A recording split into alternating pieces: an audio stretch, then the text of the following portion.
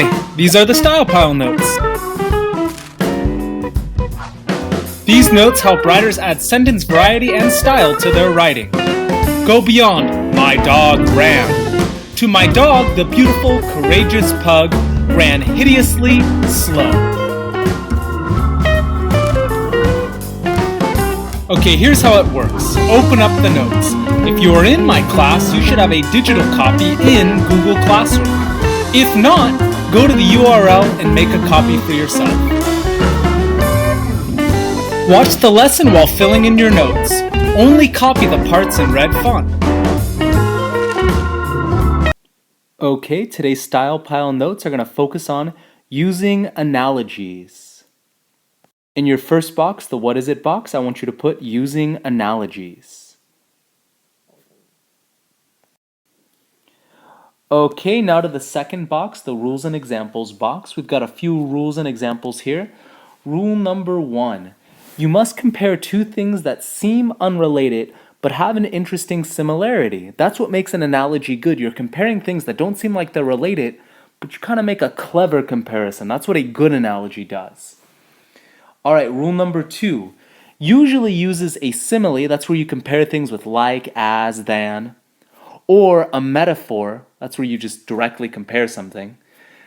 To compare the two things. Not always, but almost always, you're using a simile or a metaphor.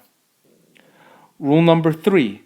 If the connection in your analogy is not clear, you must explain it to your audience. So sometimes when you make an analogy, the connection between the two things you're comparing is really clear. You don't have to explain it. But sometimes if it's kind of murky, you do need to explain it to your audience. And let's look at the example below, because I think that's going to show you pretty clearly what I mean. As smoking is to the lungs, so is resentment to the soul. Even one puff is bad for you. And there's the person who gave us that quote, right? Let's check our 3 rules. So rule number 1, right? You must compare two things that seem unrelated but have an interesting similarity. Well, we're comparing smoking and its effect on the lungs to resentment and its effect on the soul. Well, to me, that similarity doesn't jump out right away. It follows rule number 1. Cool, we're comparing two things that have an interesting similarity, but as an audience member, I'm going to need the writer or the speaker to break down the similarity there, okay? Let's go on to rule number 2. Usually uses a simile or a metaphor. Smoking is to the lungs, so is resentment is to the soul. That's kind of a metaphor there. It's equating the two of those things. So rule number 2, we'll draw that on here. Boop. Check. All right, and rule number 3, and this is what I was kind of talking about a moment ago. If you only saw the first part that says, as smoking is to the lungs, so is resentment to the soul, I mean, I guess you could kind of figure out the analogy, because most of us know smoking's bad for the lungs. Okay, so resentment's bad for the soul. But to really drive it home, she follows rule number 3 here. She makes the connection clear to her audience by explaining it to them. Even one puff is bad for you. Kind of clears up any murkiness that might have been had over that analogy. Again, I think most of us probably could have figured it out, but it's still a good example to show you what a good analogy should look like and how to explain one if you feel like it's not clear. If you need more time to copy down the rules and examples, pause the video. Otherwise, we're heading on to the next slide. Okay, here's another example here for you. It's going to be from Winston Churchill. So I thought it was pretty clever. It says a good speech should be like a woman's skirt, long enough to cover the subject and short enough to create interest. So it does follow our 3 rules here. First of all, we have rule number 1, right? It needs to compare two things that seem unrelated but have a clever connection between them. He's comparing a good speech to a woman's skirt. I bet without the second part, if he just said a good speech should be like a woman's skirt, you'd wonder what the connection was, but he does a good job of explaining it. There is a pretty good connection that he makes. It's kind of clever, right? Rule number 2. It usually uses a simile or a metaphor. A good speech should be like, so it's comparing two things using like, that's a simile, a woman's skirt. Check, check. Now number 3. If the connection or the similarity isn't really clear to your audience, you should explain. I would bet if Winston Churchill just said a good speech should be like a woman's skirt, no one would have any idea what he's talking about. But he goes on to explain it at the end, long enough to cover the subject and short enough to create interest. Ha ha ha, he's trying to make us laugh there by being clever. So it follows rule number 3 though, because if you didn't understand how a good speech should be like a woman's skirt, He explains the analogy at the end. Therefore, it follows all three examples. It's a good use of analogy.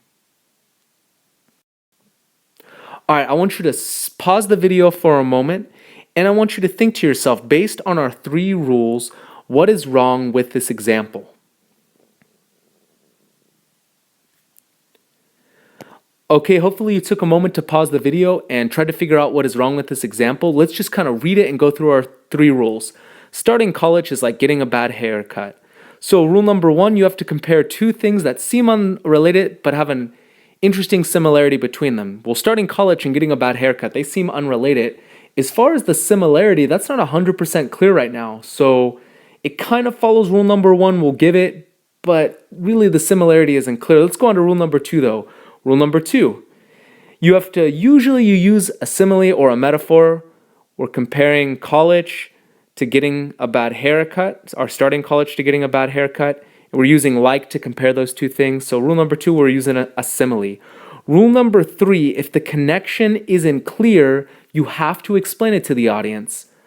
I'm betting if I asked you right now, well, how is starting college and getting a bad haircut similar? You might be able to come up with something off the top of your head, but in reality, this is not a good analogy. It breaks rule number three because that connection between starting college and getting a bad haircut is not really that clear to your audience. It's kind of murky. So this is not a good example of analogy because it's missing rule number three.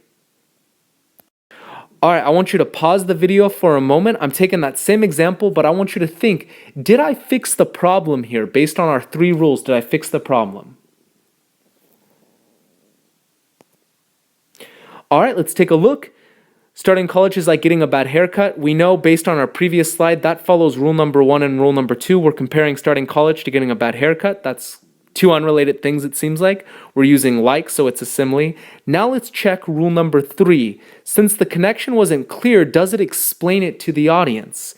You feel like you look dumb at first, but as you get used to it, you start to feel cool again. Well, starting college, you might feel like, oh man, I feel too dumb to be here. But then as you get used to it, you start to feel cool again. You start to feel more like yourself. Same with getting a bad haircut. I'm sure everyone has gotten a bad haircut before. You feel kind of dumb at first, but then as time goes on, you get used to it. Or if you don't get used to it, it grows back. And hey, you're not feeling dumb anymore because your hair's come back. So it follows all three of our rules. Rule number one, number two, number three. Therefore, it is a good use of an analogy. All right, we're on to our third box now, the use it box. I want you to use an analogy to compare eating the food you hate the most to something else. So think of whatever food you hate the most, ice cream, cake, candy. No, of course not, right? Like broccoli, peas, poi. I don't know if you've ever eaten poi, but oh man, that stuff is gross, okay? And compare it to something else. Make sure your comparison seems like you're comparing two unrelated things, but there should be an interesting connection between them. Make sure you follow all three rules. Pause the video for a moment and create your analogy. If you're struggling with this, let's take a look at my example. Like being forced to lick an old sock, eating Alfredo leaves a horrible taste in your mouth. So, that's absolutely true, by the way. Alfredo is disgusting, and if anyone thinks otherwise, they're wrong. Because I'm the teacher, so I should know, right? So anyways, rule number one, right? You have to compare two things that seem unrelated but have an interesting connection. I'm comparing licking an old sock to eating Alfredo. Well, those things definitely seem unrelated, right? So rule number one, we're good with. Rule number two usually has a simile or a metaphor.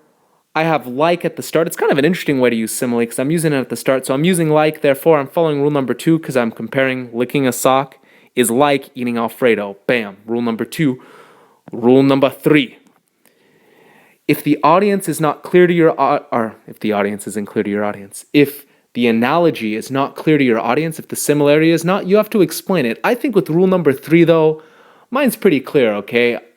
Even if you've never licked an old sock, which of course I haven't, right? But even if you've never licked an old sock, I think you can make the connection pretty obviously that, well, licking an old sock sounds gross, therefore this person thinks eating Alfredo is gross too. It follows all three rules, therefore it used an analogy effectively. Check your own example, make sure you've got all three rules followed. If you're not sure, check with your teacher, have them check your analogy.